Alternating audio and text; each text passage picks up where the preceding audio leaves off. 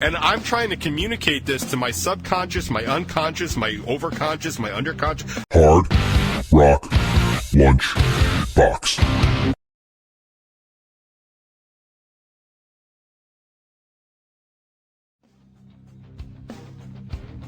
Oh, man, what is up, everybody? I am most definitely a crusty crab today.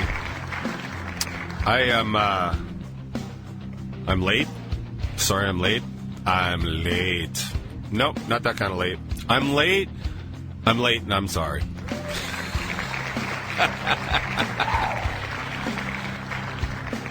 And do you want to know the really funny part about being late today? So, I just moved my work office, my work from home office. I just moved it to right over there. So it used to be upstairs, and I effectively cut my commute, as it were, to the Hard Rock Lunchbox down from 90 seconds to 5 seconds. And guess who was still late? That's right. Ladies and gentlemen, I give you the latest man on earth, Mr. Hard Rock Lunchbox himself, me.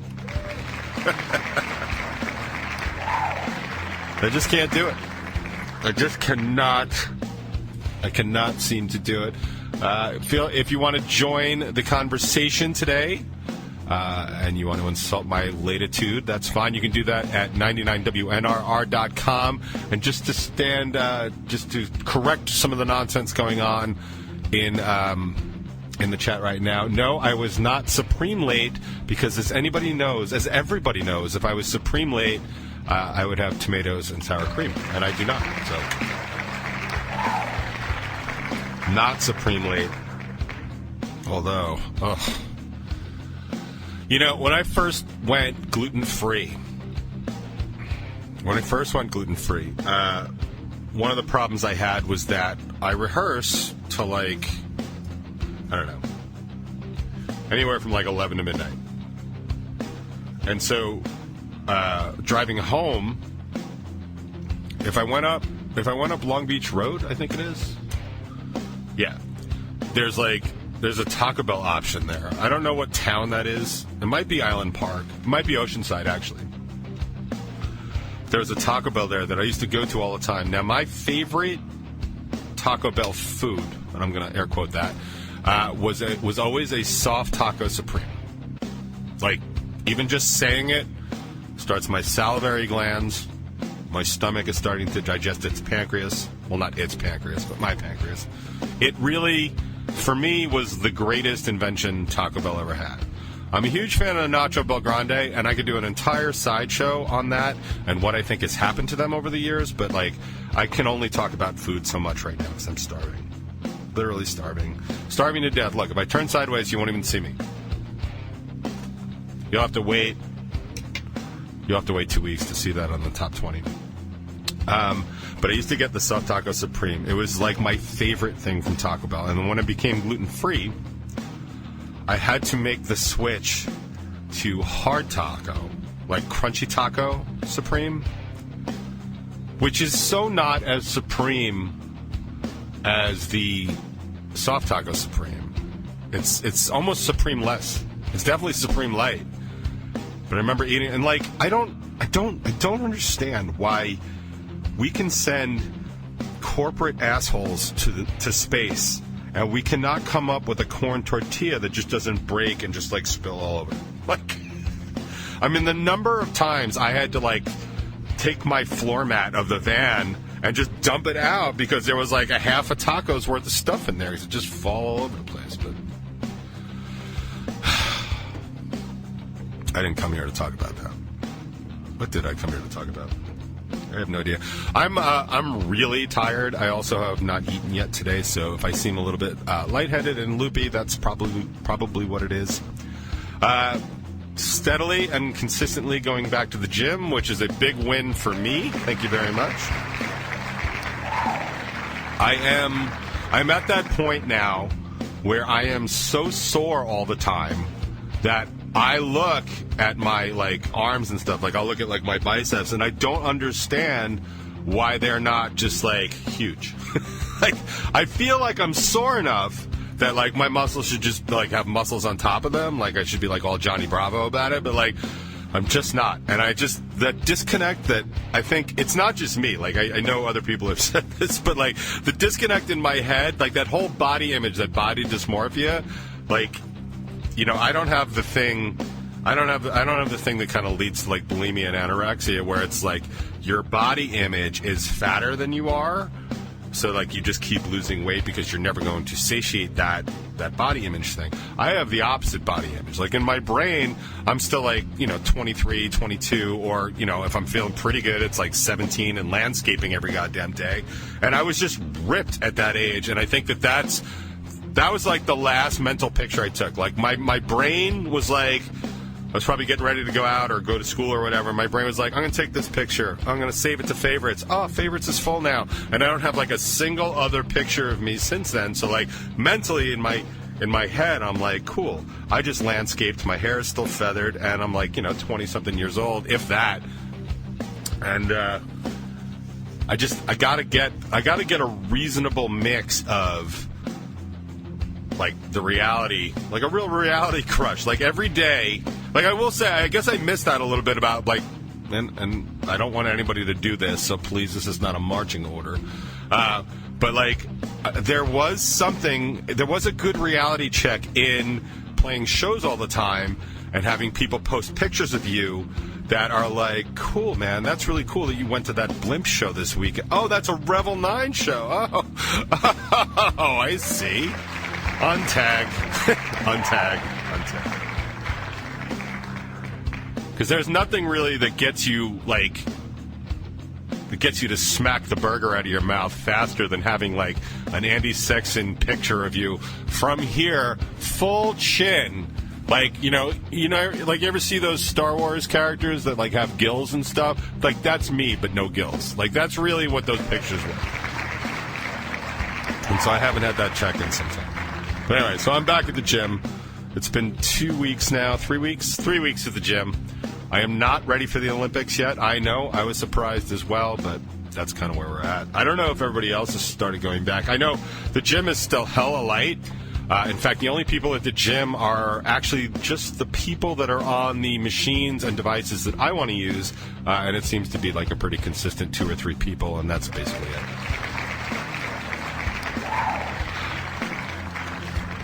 So, what's going on in the world? In the world of Strangerhood TV, there's lots of good programming to check out, as always. There's a new episode of the Top 20 out this week. It is the one where I talk about how averagely smart and what a good understander I am. You know, probably just an average old top 20. But if you want to join the conversation over there, I do respond to all the comments, and it's a pretty good way to address anything that I'm talking about, because I do listen to it, and I do try and respond to all the comments in a timely fashion. So if anybody's ever got any questions about what I'm thinking or what I'm talking about, which is probably most of the time, then that would be a good place to do it, since I've been guilty of ignoring the chat here because it's hard for me to talk intelligently and read sarcastically at the same time. Yeah, it's not a real skill. It also talks about, this week's episode is also about my inability to get back to the gym because of my total, my workout buddy anxiety, just totally getting in my way every goddamn time, to just not knowing what I'm going to do when I get there, to not knowing which door to even open. So yeah, it was kind of a banner top 20 for that one, if you want to check that out. If you heard it here and you're nostalgic at all, do that. If you heard it here and you're not nostalgic or think it was stupid, then I suggest you check out other programming on Strangerhood TV, which, of course, it would include a brand new episode this past Monday of Bacon Is My Podcast. They talked to Eric Bischoff, who's a wrestler, so he's completely out of my wheelhouse. I have no idea who it is. They do have the 7 questions coming out for next week's interview, and that's with the band The World Over. I can recommend that. But also, the Ashes lyric video is finally out, so give that a look if you have not. And Chris Waterbury does a new has a new drum set, and he does like a new drum set unboxing. So if you want to see what it's like when a child opens his favorite toys, I would definitely check that out. And I mean that in the nicest way, because I'm the same way when I open gear. So that's what's going on in Strangerhood TV. And I just remembered I actually had a new segment I wanted to run. But since I'm recording here for the top 20 and the content of it is on here, I can't do it at the same time, so I'll have to do it a little bit later. But I have new content for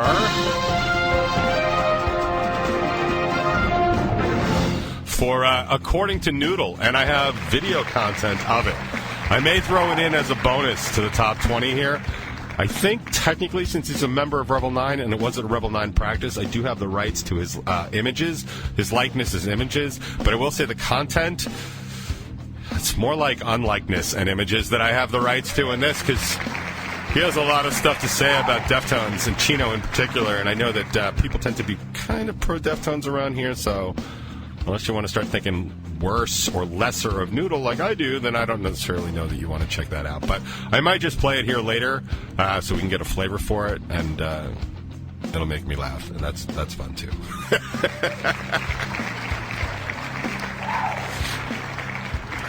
So I don't really know what I want to talk about today, because everything that's kind of bothering me right now is... Sorry, I'm playing with my chapsticks here like they're army men. Sometimes when I'm doing this show, I forget that I'm actually being recorded. But I'm literally playing with them on, like, they're kind of like this, but whatever. And they're not chapsticks. They're Burt's Bees. Still not a sponsor. Just saying. But everything I wanted to talk about seems to be slightly political, or at least slightly social. I haven't done enough this week, honestly, to have anything super personal going on. And all the other personal stuff that I'm engaged in right now, like especially the physically stuff, it's not really interesting. It's not really interesting at all. And maybe some of it will pan out and be kind of interesting, but you know, I'll talk about that at a later point in time. But like, one of the things I've been doing now that I'm back at the gym, I hate being on the elliptical. I just do. I don't know what it is. Like I was talking the other day about like I'll do 20 minutes on the elliptical, and then I'll do a cool down. Now I give it a good run for 20 minutes. I'm not just like totally lazy. Like I'm going at speed. Like the main driver that I went back to the gym. The main driver that got me back to the gym is that I am in such bad cardiovascular shape at this point that it's hard for me to breathe sometimes. And I, like, that's fat, man. Like, that's not winter weight, you know what I mean? Like, I've struggled with weight. I've struggled with weight really since I quit smoking. But even before that, like I was a fat kid for a little while till about junior high, and then I really thinned out when I started walking everywhere. And like, I just have a body that needs to be out doing things all the time. So whenever I kind of like just sit into a sedentary lifestyle, I turn back into that fat kid, and that's just the way it is. It blows, but it's just the way it is. But you know, I can always manage because I'm always doing something. Like anybody that knows me knows, like I'm always doing something, right? Like, yes, the bulk of my day is, you know, sitting behind a desk, computer code and stuff, but I pace a lot. Like the main reason I actually moved my stuff back in here is I got myself a new standing desk, a convertible one, because the problem when I had my old standing desk, it was permanent. So like on days that I just could not stand anymore, like I couldn't really work anymore, and it was a problem. So I actually invested in the convertible one. By the way, if you want to, like, I got it. It's called a Stand Steady. I love this goddamn thing, and even though they're not a sponsor, I will be happy to promote like how awesome it was. But if you have any questions about that, feel free to ask me. Those questions can come to hardrocklunchbox@gmail.com. If you want to complain that I got the wrong desk, well, I have set up a task force for that. You can reach that, of course, over at monte@cravingstrange.net, and somebody will get back to you as soon as they possibly can. But I'm always doing something, right? Like I'm doing yard work. I'm doing, like, I have soccer. We have soccer practice and stuff, and like I'm active with the girls. Like they think it's so funny that they're you know, faster and better and more talented than I am. Like, it's not funny. It's true, and it's getting less and less funny, honestly, if you ask me. Like, if any of them are listening, it's not funny. No, it is funny. Like, they always like, come on. And they like, because I've known them since third grade when I could easily just stop them. I could put my hand on their forehead and they couldn't go anywhere and they're just swinging like that. Like, but like some of them are like my height now and they're elite athletes. Like, they are really, like, I am not. Like, nobody's ever been like, look at that guy. He's probably an elite athlete. Like, that hasn't happened in a very long time. Like, dude, did I see you in the Olympics? Like, you might have seen me in the food court at the Olympics, but not at the Olympics themselves. Like, Olympic-sized food court, that's more my speed than the actual Olympics. But anyway, so I do that, and then, of course, rehearsing. Like, you stand for rehearsal, like, I'm active at rehearsal, but shows are a lot. Shows were always a lot for me because I do a lot of walking, I do a lot of pacing, I have incredible show anxiety and social anxiety, so it just sort of ramps up my metabolism. Plus, it's late nights and stuff like that. And then, honestly, I give literally what my body can handle up on stage. So it's just, but I just don't do that. I haven't done a live show since last March. So, like, I don't even have that. I'm not even talking like an unplugged show where I just stand there, like an actual full-on electric show. It's really been kind of a problem for me. But so the problem was, like, I'd like do laundry in the basement and I'd walk up 2 flights of stairs to my bedroom, put stuff away, and I'd be like, I mean, it's not that bad. It wasn't like, you know, I was smoking like 2 packs of Newports a day anymore. But, like, it was definitely a lot. Like, and I just noticeable, like, and I'm not the level of old where it's like, is this the big one? Like, I'm not that, but like, I should not be struggling to breathe. Do you know what I mean? I don't have emphysema. I don't smoke. I don't do anything. I don't live in Beijing. Like, I'm not in India currently. Like, I really don't have any reason that I should not be breathing like a normal person without issue, but like, I can't. And it was really the driving force. It's the thing that actually got me back to the gym. So that little pathetic bit of news gets me to why I'm on the elliptical. Now, I didn't always do the elliptical. I would do the elliptical. Treadmills are hard on my knee. I torn my MCL a couple years ago, and it is super easy for me to like just tweak that out and be out for a week because my MCL is just weak. Just is. I'm putting too much strain on it anyway because I'm too fat. But so I do the ellipticals a lot because I don't actually have to. There's no impact for ellipticals. So I do that. I do something called an AMT, which is I forget what it stands for, but it looks and feels like an elliptical, but you can go back and forth like a stair stepper pretty easily. So I do that a lot too. My point is, when I was going to the gym pre-COVID, I used to do this like 20, 30 minutes, like no problem. Like literally it was my warm up. That's what I did every single time I went. It warmed up my body good. A lot of times I was riding my bike to the gym to get the extra cardio, extra warm up, and I get there and just bang all that out. And I'm being totally honest, I cannot even remember what I used to do. I think what I was doing is I was just listening to like Discover Weekly, just trying to bang it out and go through stuff. Sometimes I'd work on like song lyrics and stuff like that, but like it was never an issue. Ever an issue to be on there for like, 20, 30 minutes. It wasn't even a thing. Like it just never even came up. I am having the hardest goddamn time putting 20 minutes into the elliptical now. Like, and it's 20 minutes and then like I do like a minute or two of cool down. I can't even do the full 3 to 4 minutes of cool down. It's like, what am I living on this elliptical? Like I cannot stay on it, and I have no idea like why there's been such a mental shift in me that I cannot tolerate just standing there. And I think it's because I just haven't done it, but I don't know enough about it to make a good assumption. I guess I don't even know enough about myself to kind of pick out why that is, but it's like, dude, man, if you can't do 20 minutes on the elliptical, like, when do we wrap this up? Like, when do we just send you out so that you're not bothering anybody anymore? Like you're really just taking up way too much space. If you're too fat to put 20 minutes, if you're in such a loser state that you can't even put 20 minutes towards your own cardiovascular health. Like, and I'm trying to communicate this to my subconscious, my unconscious, my overconscious, my underconscious. Like anybody, any part of this facility here that will listen, I'm trying to communicate this to. Like, I'm doing this for you, you dumb fatty. Like, I'm trying to make you better, and my brain is like, no, we kind of like it. I want to go watch my shows and like sit down. Like, you got any cold brew? Like, and the inner turmoil that is just. So anyway. I think I've finally found a method to make it a little bit easier. I do like watching news and current events. I've always felt really some serious pride about being informed about issues that are going on, and I found that over the past several weeks and months, I just haven't been. I like every now and then I get some and I check in with like the Rich Maddow blog, or I would watch some of BBC, like overseas. I've always said overseas news is like super important if you want to see what's actually going on in the world. Like you want to know what's really happening with the Delta variant in the world, watch there, because you're not going to see anything on Fox News.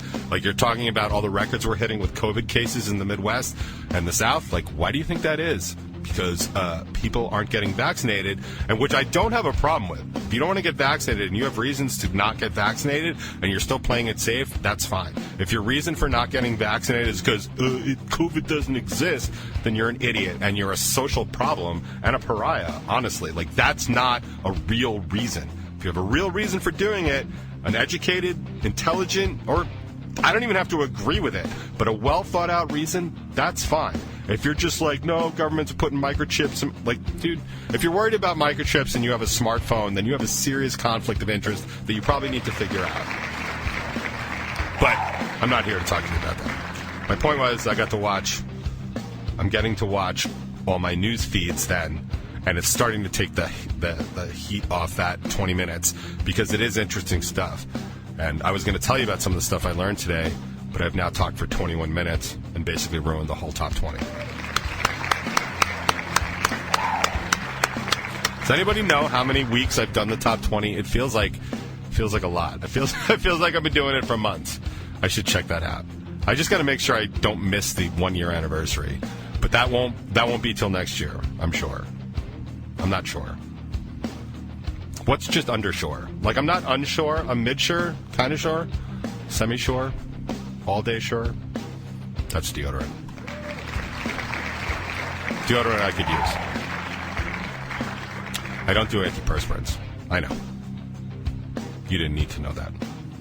What you do need to know is that help is on the way with Rise Against. Segway game is on point.